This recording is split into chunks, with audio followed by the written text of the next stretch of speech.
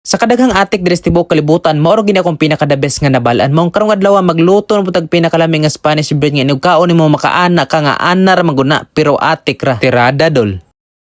Wala na daghang atik mga dol, ang pinakauna ra nakong gibuhat dira kay gibuka na sa nako akong usa ka buk itlog kay duha man ni sila. Nigamit po ta drag 1/4 cup nga brown sugar, 1 tablespoon nga yes, katong 1 teaspoon nga asin, gibut nga po na siya 1/2 tablespoon nga vanilla ug katong jutay nga yellow food color. Giyaban po ko nag 260 grams nga water mga dol para magbasa na siya ba kay lami maginakan basa-basa. Gisunod din ako butang ang 500 grams nga harina first class ni siya. Dayon katong 1/4 cup nga powdered milk ug katong 1/4 cup nga margarine nga mao'y magdalag lami sa tanan. Nagduwa-duwa ko kumot ana mga dol kay nalimot man ko kung nakapanghilaw ba ko, pero nakahuna man ko nga nakapanghinaw ko gahapon mong ako lang siyang gikumot. Bahala gahapon na ta nakapanghinaw, ang importante kay nakapanghinaw gid ta. Ana ra man agod pero atik ra. Pag humana pud nato ang nagkumot-kumot mga dol, ato na siyang patubon og usa ka oras. And then sa iyang palaman mga dol ni gamit ko nag 1 cup nga katong ginaling nga bakya, katong 1/2 cup nga powdered milk, 1/4 cup nga kalamay ug katong 1 cup nga margarine nga akong gitunaw daan. Unya para masamot pud gid ang kalamay sa to ang palaman dira mga dol, ako nang ibutngan og karamel. Unya depende ra pud nimo mga dol kung unsa ka daghanon imong ibutang ana, kung gusto kag basa-basa o daghanon nimo nagbutang og karamel para maganahan kag kaon ba. Sa dili pa ta magsugod og luto mga dol, maghalin sa tades ko ang pinakainik nga oven nga may kwaknet sa babaw. Pasagdae lang na akong kwaknet nga nagbitay-bitay dira mga dol kay wa ra ba nila babasig malipugngan niya ka ba. Unya ayaw lang kumpiyansa na sa akong kwaknet mga dol kay tanan na bang nakatilaw sa akong tinapay na lumay ra ba. Ing ana jud ka powerful ang akong kwaknet mga dol, maong sa tanang gusto nga nailumayon dira duol lang mo sa kuha kay pasimhoton ta mo sa akong kwaknet. Charog di mo malipugngan. Grabe na ginapakadugay akong kwaknet dira nga kabit-kabit mga dol ba kay 2 years na akong ga-vlog, so 2 years na gyud siyang gakabit-kabit din ha. Grabe jud ka powerful mga dol ba kay wa gid na usab maor gyapon iyang porma nga siger gyapon kabit, nagabok na lang siya na dugay kinabit dira. Unya basig nay gusto mo palit na sa akong kwaknet, pag ingon lang mo pag PM lang mo sa kuha kay magsabot-sabot ra ta sa presyo. Barato ra gid na kay akong kwaknet dira nga bitay-bitay mga dol, mga 300k ra gid akong baligyan na kung makaabot ka na sa presyo pag PM na dayon para dili ka maunhan. Unya pwede pa na maayo mga dol, may discount pa na siya sa mga gwapo kung dili ka gwapo pag hilom lang dira. Wala gyud binay sa gulo ate kong ipang istorya ha,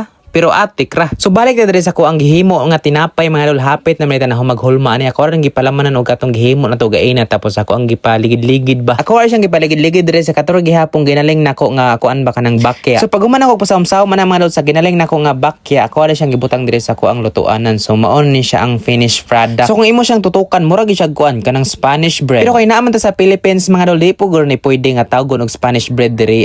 Pwede guro ni tawgon og kuan kanang Philippines bread. Di ba murag tama ako nga mali. O for example, nako example la, kung nakag Japan, Japan bread ang tawag ani. Kung nakag China, China bread pud ang tawag ani. Pero kung nakag Spanya, Spanish bread ang tawag ani. So sakto ko, di ba? Yes, awa na grabe na kadali ang manuluto na ba tong Spanish bread karong adlaw. Nang tawa dagko kayo kuan ba kanang dagko kayo hulma ba niya, tapos tagas pagid kaayo mo ni kung pinakaganahan kay mapulan jud ka ba. Dili jud katuohan mga dol nga sa DIY oven na tani giluto lang tawa ang porma, grabe mura giluto sa kuan kanang dikurente nga oven. Maong sa katong gusto mo lutog tinapay dira tapos wala sila oven, awa na lang kata na inyong kuandra ka ng sin nga naa sa inyong babaw sa inyong balay para makahimo na mag-oven dira. Pareho ani ba nga makaluto kag inaani kalami nga makaana na bukas tibok nimong kinabuhi nga ana ra maguna pero atik ra.